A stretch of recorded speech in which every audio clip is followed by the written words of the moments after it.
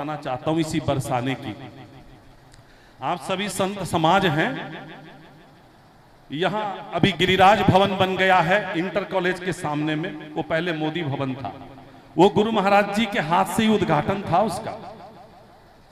और गुरु महाराज जी कभी कभी आकर के यहां बरसाने में रुकते थे। दोपहर का समय था। मुन्ना के पिताजी उस समय में, ये जो अभी जो मुनीम है उसके पिताजी मंदिर से प्रसाद लेकर के गुरुदेव के लिए ले आते थे। तो प्रसाद पाकर के श्री जी का और गुरुदेव ऐसे तकत में जैसे बैठे हुए हैं, ऐसे तकत में बैठे थे और राधा मंत्र जो किशोरी जी के द्वारा प्रदत्त गुरुदेव को है उसका जाप कर रहे थे। आप सत्य मानिए, मैं गुरुदेव के चरणों की छाया में बैठा हूं, आप सभी संतों के बीच में बैठा हूं। अकस्मात गुरुजी ने क्या देखा, अष्टभुजा रूपी काली ऐसे जीभ निकाल करके और 8 भुजा, और वो विग्रह रूप में थी उस समय में।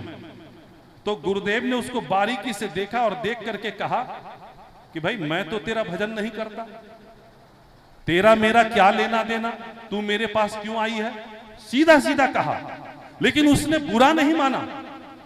और अब वो विग्रह हट गया और जैसे एक बंगाली सधवा नारी होती है, बिल्कुल सारे श्रृंगार, लेकिन श्याम वर्ण की थी, बहुत सुंदर, पूरा नख से लेकर सिख पर्यंत अद्भुत श्रृंगार था उसका। और छम छम करती हुई वो चल करके आ गई और आसन भी नहीं ली और महाराज जी के चरणों में बैठ गई।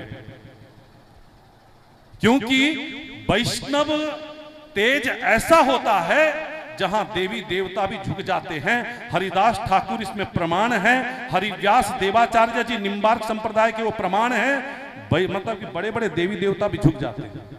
और नीचे जमीन पर बैठ करके महाराज जी के इस पैर को अपने गोद में रखी और कुछ तेल लेकर के आई थी और अपने हाथ से तेल मालिश करने लगी। और मालिश करके बोलती है, तुम भी नहीं बोलती है, बोले कि आपका यह हर्निया ठीक हो जाएगा। आगे ठीक भी हो गया। क्योंकि इतने वैष्णव हैं, मैं सभी से पूछता हूं, है कोई चैलेंज कर सकता है कि काली मेरा पैर दबा करके गई, कि काली मेरे पास में आई, कि कोई देवता आया? है कोई? जिसके पास आई है वही बोल सकता। नहीं तो तुलसीदास महाराज जी के गुरु महाराज थे नरहरि सरकार। 3 दिन तक अखंड बारिश हुई, राम जी की रसोई नहीं बनी। तो बोले कि कहां से लाऊं लकड़ी? तो वन में घूमते घूमते देखा कि काली का मंदिर है, सूखी लकड़ी, किवाड़ बढ़िया सुंदर है, इसी को तोड़ा जाए। उसको तोड़ करके और वो रसोई में लगा दिए।